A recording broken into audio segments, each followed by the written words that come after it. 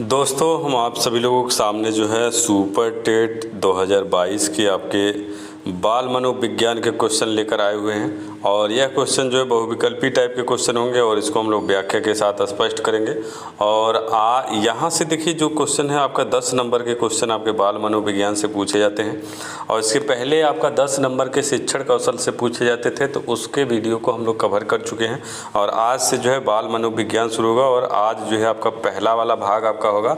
तो यहाँ पे देखिए क्वेश्चन आज का कौन सा है उसको शामिल किया गया, उसको देखते हैं हम लोग। देखिए पहला क्वेश्चन है कि बाल विकास विज्ञान की किस शाखा के रूप में विकसित हुआ? मानव विज्ञान, मनोविज्ञान, सामाजिक विज्ञान, उपर्युक्त में से सभी। तो यहाँ पे आपका दूसरा वाला विकल्प आपका सही है कि बाल विकास जो है मनोविज्ञान की एक शाखा के रूप में जो है विकसित हुआ। फिर इसके बाद जो है अगला आपका प्रश्न दूसरा है कि बाल विकास के अंतर्गत किसका अध्ययन किया जाता है? बालकों के व्यवहार का, बालकों की स्थिति का, बालकों की समस्याओं का, उपरोक्त सभी। तो यहाँ पे बाल विकास के अंतर्गत जो है बालकों के व्यवहार, स्थिति और समस्याओं, यानी कि आपका तीनों जो विकल्प है इन तीनों का जो है अध्ययन इस के अंतर्गत जो है किया जाता है।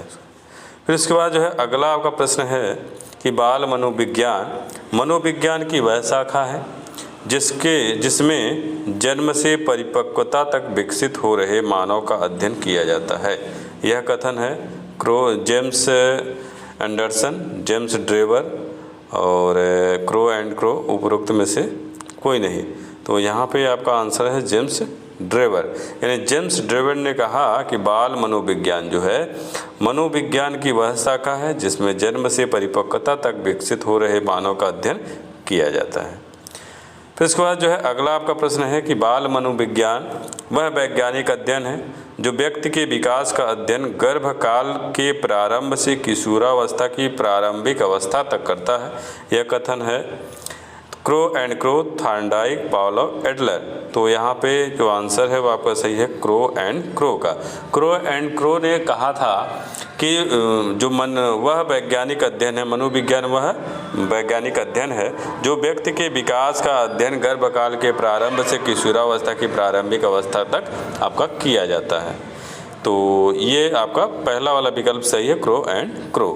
फिर इसके बाद अगला आपका प्रश्न है कि बाल विकास विषय के क्षेत्र के अंतर्गत शामिल विषय सामग्री है आपका वातावरण, बालक की मानसिक क्रियाएं, बालक बालिकाओं का मापन, उपरोक्त सभी। तो यहाँ पे आपका सही है उपरोक्त सभी।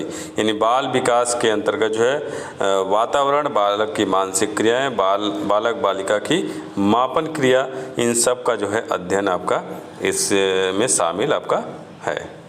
फिर इसके बाद जो है अगला आपका है कि व्यक्तिगत भेदों की दृष्टि से बाल विकास में किन तथ्यों का अध्ययन किया जाता है?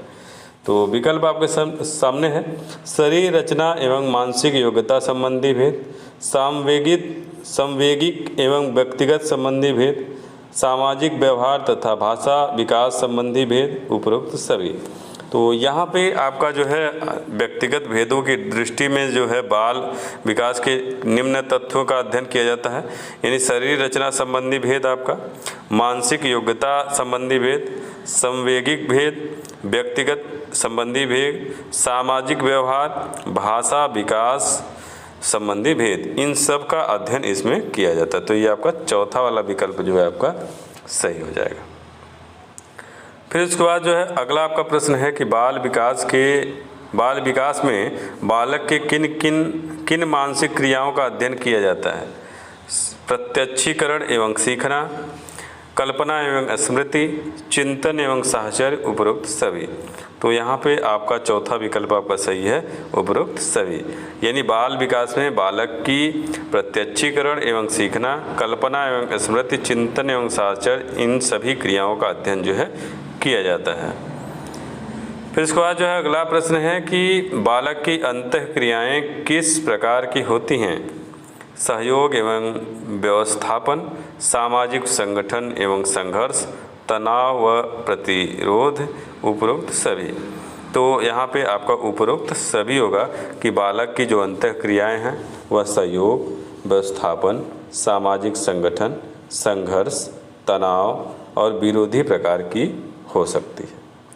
फिर उसके बाद जो है आपका अगला यहाँ पे प्रश्न है कि विशिष्ट बालक की श्रेणी में कौन से बालक आते हैं?